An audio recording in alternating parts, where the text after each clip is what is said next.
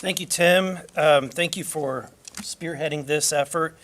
I'll start out by saying that I'm a skeptic on a lot of stuff. I come from a computer science background and finance background, so I tend to err on the side of things that I can see and touch.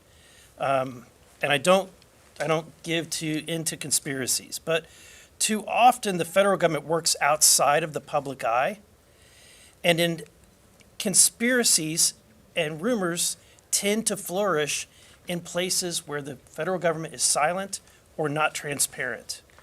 The American people deserve to know what their tax dollars are funding and what the government knows. That's just plain and simple.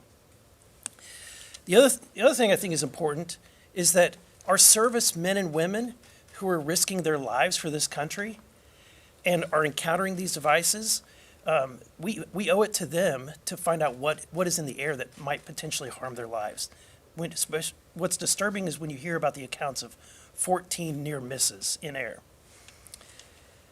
Next week's hearing is about transparency. Like many Americans, I read David Grush's story when it first came out and watched the TV interviews.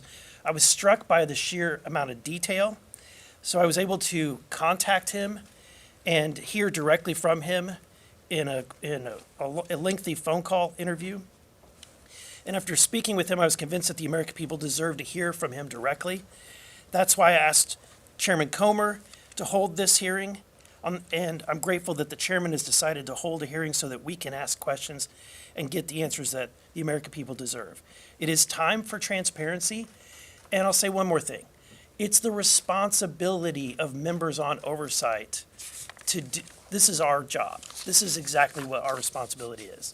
So I'd like to thank Tim and my other colleagues for their leadership in putting this together. And I want to thank the chairman for his support. We'll answer your question. I